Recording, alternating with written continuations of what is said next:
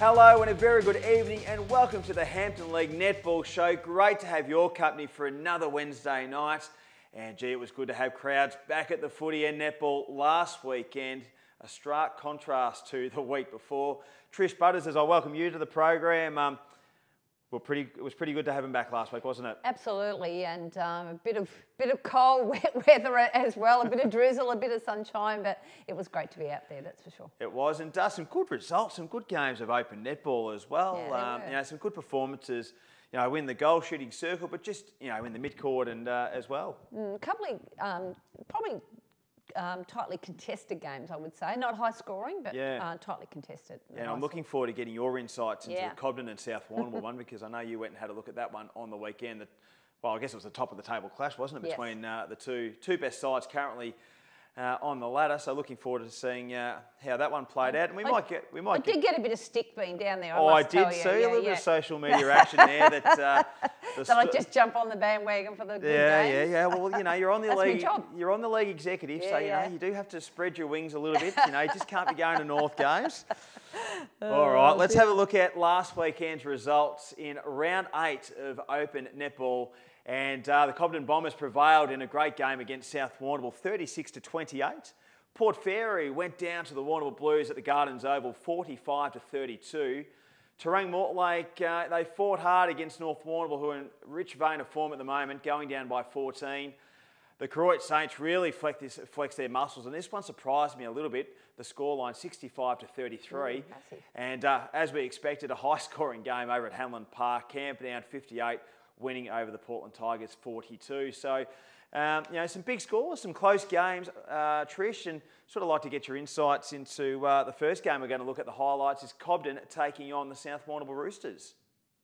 Yeah, it was an interesting game. It probably wasn't the game that we were all expecting. It wasn't high standard, free-flowing game that I probably thought it was going to be. And in fact, I was talking to Nadine after the game. She said, "Oh, I'm sorry, Trish, you had to come down and watch that." It was probably a scrappy game in the end. A lot of mistakes from both teams. South was certainly not on their song for the day, but hung in there. In saying that, didn't let the powerful Cobden team get away. I tell you what, I haven't never seen. I tell everyone this. Cobden, their percentages weren't good. They are renowned for their shooting. They just don't miss, Molly and Emily Finch. And I reckon, I didn't hear from Sophie back, but I think percentages weren't so good in the second half. And I guess that comes down to the pressure of the defenders. Yeah, what about the defence of Cobden, though? I'm interested to see your feedback there. It's very rare you'll see Annie Blackburn shooting under 10 goals. She shot 4 for the game, and then we've had 4 goal scorers in as well. So they've had to try and mix it up a little bit, haven't they? It seems like Cobden's defence really stood up tall. Yeah, definitely. Nadine McNamara back, full 4 quarters in goalkeeper. She felt it, she said, by the end of the game, but just dominating in that goal circle, and they just couldn't shoot. Annie was unwell. Annie only played half a game, by the way. She came off at half time. They threw in Ellie Melbourne, came in for third quarter. It was interesting why she went off at that quarter. I thought she gave them a bit of lift. They were only 5 goals down at 3/4 time, and then the last quarter they swapped it around again and put Izzy Ray, in with Olivia Maris. 2 young girls, big ask against 2 top defenders, and no height. But yeah, once again, it was a defenders' game, and both ends of the court defended really well. It was an interesting game. It wasn't the game we expected, I must say. Yeah, they reckon it was pretty. The conditions weren't overly great too. I know from the football point of view, but it might have translated to the netball as well. Slippery. Hey, let's look at the next game. North Warnable taking on Taranto Mortlake. And the Eagles, I'm loving the way they're going about it at the moment. They had a good win, and their form's been good over the last 4 or 5 weeks. Yeah, it has. Talking to Sky later on in the afternoon, I said, "How did the game go?" And she said a very similar thing to what I heard from Nadine. It was a bit of a scrappy game, a lot of mistakes, and not shooting that well. That's what was her impression of the game. But once again, I think both teams were looking at being able to try a different combination. It was good to see the North girls out in that Fight MND socks. I was wondering what was going on with their ankles, but I was told they wore the socks for MND round on the weekend, so it's good to see them out in those socks. But I think they're starting to settle in their positions. I think, and it'll be interesting to see how they go I'll tell you what, I just look at like Cobden. We speak about, you know, Jamie Finch, her sister, and Emily, and obviously Molly had been that, you know, those rotations run through the golf circle. Well, you look at Northbourne, Tony Porter 16, Sky Billings 12, and Vic Grundy 11. So, you know, they've got that same sort of luxury of having a bit of, you know, flexibility with their list if, you know, Plan A's not happening. They have, and you know, and the same down in the defence end, they've got that flexibility, and they're trying to rotate a bit through the mid-court, I think, to give a bit more flexibility in the mid-court, because that's probably the area they haven't got much flexibility. So. Yeah,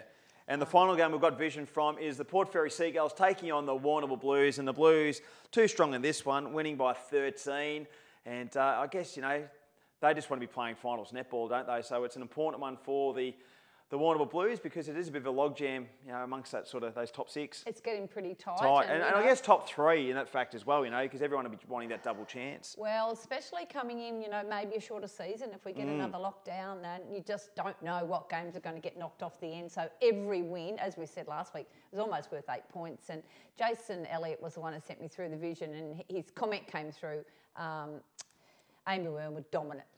Wow. Unstoppable. 27 goals, best on court. Yeah. But you look at, you know, Warnable, Amy Wormwood, Emma Custer's their top two. Yes. You know, two A graders, you know, they're the two pillars. Yeah, very, very good netballers, and you know, their experience counts for a bit. So going nicely. Unfortunately, we didn't have the footage from the other games, but we will and try and get, you know, footage for all the games for next weekend as well. So if you do have footage and you do, or you want to take you know, a bit of footage and send it through, please let Trish or I know, and we can send it through to Fitz Media, and you know, so we can get all vision for all the games, because it's you know, everyone's loving it at the moment. Absolutely. And I just want to make a comment. We haven't got vision of it, but Mia Mills for Croydon played her first senior game on the weekend. Oh, terrific. And she's a 15 and under player, and little pocket rocket. I did see a little bit of vision. I think it might have been on the Croydon website. I did try and get it off to put it onto this, but I wasn't able to do that. But reminded me a little bit of Jackie Bowman. Doing attack, not in and under, short. Short stature, but I'll tell you what, good basketballer too. Absolutely. Yeah, good pedigree. Good pedigree. And she's confident. She's a confident netballer, and when she demands the ball, she demands the ball. Reminds me very much of Jackie. Well, she's playing Mermaids, Warnable Mermaids. Yes, so, strong girl, strong she's, player. an exciting talent. Hey, let's go to our first of our guests tonight, and great to see this young lady back in the Hampton Football Netball League. Spending a bit of time at District League level, but she's gone to Taranto Mortlake and doing great things in the goal circle, and just adding that leadership to a very young squad. And I'll speak none other than Reed Davis. Reed, great to have you on the program. Thanks for coming on. No worries, guys. Thanks for having me. Well, first and foremost, how's it been back in the Hampton League? Because I know you've played a lot of you know, netball over the journey, and a lot of that in the Hampton League. But at the Bloods, how are you enjoying it? I'm really enjoying the first year out at the Bloods. Obviously, my sister Jess was the big influence on going out there, but I'm really liking what the club's doing with their juniors this year. We're blooding a lot of young kids through the Open. Overall, the standard of Hampton netball is just something I can't even remember it being. Watching these young kids coming through all the teams, it's something to look forward to. Yeah, it's certainly a promising thing to see, isn't it, Ree? And I guess there was another new girl stepped up for Taranto Mortlake on the weekend, one of the Suan girls. Which one is it? Alice. Alice. Was that her first Alice Suan. So she's only 14, came in halfway through the second quarter into goals for us, and only as a 14-year-old, she didn't look out of place. It's a big ask to come on against a defender like Rachel Ryan. But, you know, she held her own, and that's going to make her strengths just a little bit more in the juniors, I think. Yeah. Hey, Reed, just looking at the quarter-by-quarter scores, like, you guys were leading at half-time, so your best netball certainly stacks up, but I guess being a young side, just that consistency over 4 quarters is probably just the thing that hurts you a little bit. Would that be fair to say? Yeah, 100%. If you look at most of our games, off the top of my head, we were level with Croydon for half a game. We had one bad quarter against South, you know, just one bad quarter here and there's the difference, and you can't afford to give some of these sides a quarter off. Yeah, so you've had a lot of those juniors run through. Who has impressed you the most probably, and who do you think are some of the future players for Taranto Mortlake? So we've had both Ava Grundy and May Pearce running pretty regularly through us. Those girls have got a lot of junior experience under their belt and are some of the better players in their juniors. But watching them come onto the court and really losing nothing from them, I think in a few years' time, we can keep these juniors around. They're really going to be ones to look out for. Hey, Ree, one player that I always keep a bit of an interest in, because I know when playing district league footy myself and doing the netball shows, that Brooke Hall was always a pretty highly touted player at Kalora Nurat, jumped over and played in the major league now, and she just hasn't really taken a step wrong, hasn't she? She's just progressing nicely and becoming one of your key playmakers. I can't speak highly enough of Brooke. The work she puts in, a lot of people don't appreciate. She's not a tall netballer by any means, but she competes against the tallest girls out there and just pulls intercepts from nowhere. She's like Superwoman some days. So how are you travelling, Ree? How's your health again, and how are you getting out there every week? How's it going? Yeah, look, obviously it wasn't the ideal start to the year, having a close encounter with some of our native wildlife. It's been a bit slower than I would have liked, but I feel like I'm finally starting to hit my strides again now and finally play a bit of consistent netball. I guess the 18 months off showed early in the year, but yeah, getting back into it and finally a bit consistent with the accuracy, I think. And before we let you go, Ree, no bigger challenge than this weekend when you take on the almighty Cobden Bombers. Big task. Yeah, the biggest. I mean, they're on top for a reason. I haven't played against Cobden since juniors, but I've watched the last few grand finals, and what Sophie's doing with that team is, I don't really have words to describe. Just watching the versatility, they can put one player on and lose nothing. They're on top for a reason. I think come finals time, it'll come down to Cobden, South and Koroit. There you go. Yeah. Hey, Ree, really appreciate your time tonight on the Hampton League Netball Show. Always great to talk to you and get your insights. And I think what you and Liz and the young ones are doing at Taranto Mortlake is something pretty special. And hopefully, as you said, you can keep this group for a few years to come and be a bit of a powerhouse yourselves. Yeah, it'd be nice. Thanks for having us, though. Ree Davis, the goal shooting superstar from Taranto Mortlake, and I think to have her experience. Ree's been around for a long time and a very, very efficient goal shooter as well. Beautiful shooter. I think they count themselves very lucky to have a player like her. Yeah, and she's that she's a sort of a casual, relaxed sort of player, and so that's good for your juniors. Yeah. She would build their confidence. It wouldn't be any negative talk coming from Ree. She's always very positive and shooting beautifully when she's the few times I've seen her. She hasn't missed much, so she's doing a good job. Yeah, she is. Hey, looking forward to talking to our next guest. And before we get her on the Zoom, our rising star of the week. Now, unfortunately, we couldn't get Tani last week from the Northbourne Illegals, but we've been lucky enough to get our next nominee. And this one was selected by you. You were very impressed with the game you saw at Cobden and Southbourne. We might want to introduce, announce who our rising star of the week is on the Hampton League Netball Show. So our netball rising star this week, who is a star, is Lara Taylor from the Cobden Football Netball Club. And Lara, we are very privileged to have you on tonight. Well done, you're our rising star this week. You seem like you've settled into open netball pretty well. Yeah, hey guys, thanks for having me.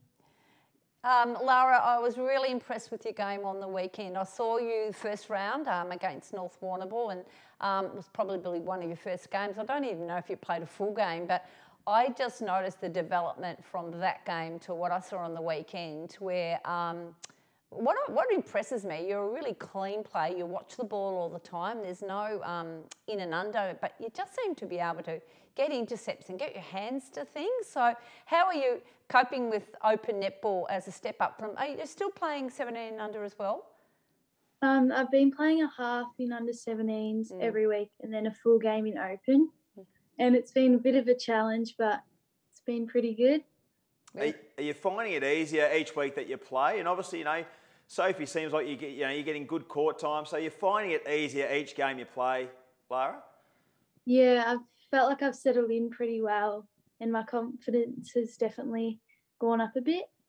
Oh, definitely. What I saw on the weekend, you weren't the seventh player on the court. You were one of the players leading and, demanding the ball when it was your attack, and then in defence you were well and truly up to the game, and you're playing against tough opposition. You had some really good opposition on the weekend, and I thought you did a great job. Thank you. Hey, Lara, I want to ask you, who's been some of your, your mentors or someone, in the Open team this year that's really spent a bit of time with you? Because we know how good the netball program's been at Cobden, juniors and seniors. Who's been, one or two people that have been a big influence on your netball thus far? Well, Nadine's been very good with me. She's very committed to all us juniors and puts in a lot of time. And also Sophie Hinkley, she gives me a lot of tips and feedback on my netball. Yes, I'm sure it's much easier having Nadine on the court. I was listening to her on the weekend just from her goalkeeper position, her directions to people, go this way, take a few steps back. And it's so much easier having her on the court, do you think, than on the sidelines? Yeah, she's really good. All right, I've got the hard-hitting fast facts now.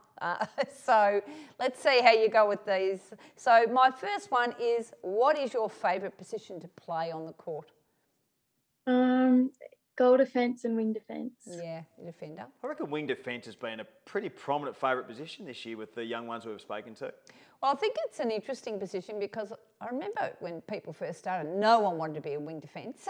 Yeah. But it's actually can really have a really big impact on the game, yeah. Taking that feed off into the ring if you're a good player, which is what Lara's doing. She's putting that pressure into, and South really struggled at the weekend getting that ball into the ring. Their defenders were really well and truly on top. Look out, I've lost my fast facts. I'll be back again. Second one, Lara. What's your favourite thing to do when you're not playing netball? Probably just hanging with my friends. Yeah, that's a good answer. How old are you, Lara, just out of interest? Turned 16 last week. 16, so gee, 16 playing open netball. Amazing. And you have a twin sister? Yeah. Yeah, Grace, isn't it? Yeah. Does she play the other end of the court?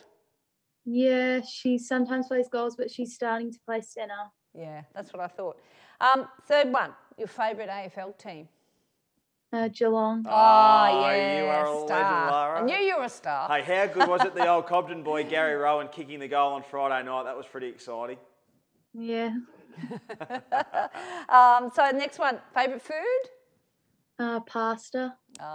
That'll get you nice. Do you have it on Friday night before the game or any time? Just during the week sometimes.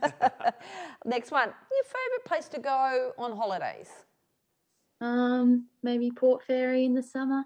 Oh, so you go over there family holidays? Yeah. When you're able to, I suppose. Next one, the funniest person at the Cobden, in Cobden Football Netball Club? Maybe Molly Hutt. Oh, that makes sense. She hopes she doesn't pick the next one, the loudest person at the club. Molly Hutt's pretty loud. I was thinking exactly the same person. Next one, the person who's the hardest trainer at your club? Nadine's pretty hard. She trains well. Yeah, she's pretty professional. And the last one, what is your proudest accomplishment in netball so far in your short career? Probably making my Open debut. Yeah, definitely. Hey, Lara, well done. You are our rising star this week. You're playing some super netball, and we hope to see you in that Open side for the whole rest of the year because you're doing it very, very well. And thanks for coming on tonight. Thanks, guys. Thanks, Lara Taylor. I tell you what, I just love some of these young ones that are coming on, and it's a young person's comp at the moment. Like you look at a lot of the sides, and I look at Olivia Maris and Isabella Ray. Jess Waite is still pretty young. Young Elliot from Port Fairy. Tani Porter's young. Ava Pearce. You got young Sue that made her debut on the weekend. Holly Phillips. You name them. All the clubs have got littered with good young players. Yep. And I'll say it again, I've always said this, that we are so lucky with our junior netball programs we have at each and every club, the work they put in, and we see the benefits at 15, 16, 17, where these kids are playing debut netball. Absolutely, and it just shows the importance of having really good junior coaches. And so the kids come through with really good skills, and then it's just a matter of that building them up to the intensity that playing at an open level. And I think that's what Lara would find. It's different intensity, and But she's holding her own. I was really impressed. That had changed since the first game. I noticed. You know, when you play your first game, am I meant to be here? Don't want to get in somebody's way. I don't want to be in Rem's way. Or I don't. But she was no. This is my spot, and I'm keeping it. And I think too with the players, if she got around, Molly's been around, but also Nadine and Sophie, who coached and have previously coached. They'll say, listen, you just take the game on. Yep. Okay. You don't worry about any of that other outside noise. You take the game on. You do what you need to do in your role, and we'll be happy with what you're doing because we know you're contributing. So, well, the Cobden team, they're so strong, and they've still got Jess Whedon was out at the weekend. She was away. Good player. Sophie Hinkley's still out. Good player. Good player to come back, and Jamie Finch was unavailable at the weekend too. So 3, walk-ins at any club are still to come into that team. So, as Sophie said in their first show, it's a headache. It's a good headache to have, but it can be a headache. And a very big headache for the coaches when they've got to select their very best hard 7. to push Lara out at the moment though, because she's. It'll be interesting this weekend. How do they Jess Whedon's been playing goalkeeper. Nadine was awesome there at the weekend. So where does Jess come into? Yeah. So where do they? I'm glad we're not Sophie Hinkley. Absolutely not. Hey, let's have a look at this weekend's round of games. Now it is round 7, so we played round 8 last week. Round 7 this week, and then we've got the bye after that as well, and we've got the bye. So that's the end of everyone will play everyone this week. So we'll have a bit of a fair idea of what the ladders will be, and we can start thinking second time round. And then you being on the league executive will have a few things to organise in regards to what the next few weeks after the bye looks like as well. So I know you guys will be meeting to discuss that. So no rest for the wicket for you, First Lady of Netball. Okay, round 7 games this weekend. Let's have a look at the first one. It is our Hampton League live match of the day. From the Friendly Societies Park, Southbourne will take on the Portland Tigers, and they'll look to bounce back the Roosters. Yeah, they sure will, and I think they will. I think, Annie was a big loss. It was an interesting, she wasn't at her best, came off at half-time. And it sort of threw their young people out a little bit. They were still playing well in defence. Carly Watson was still playing a great game. So the defence was going okay.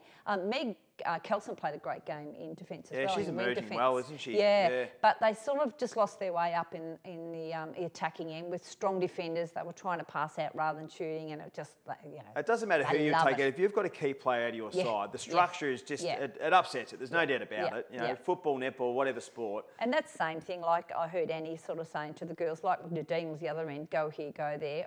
That went off the court, they sort of lost that little impetus. Yeah, it's not just the general play, it's the voice and the leadership out there as well. No, definitely. I agree. Who do you see the Roosters getting this one? I think so. But, as we said, Portland are pushing every team, and they wouldn't want to be off like they were last weekend.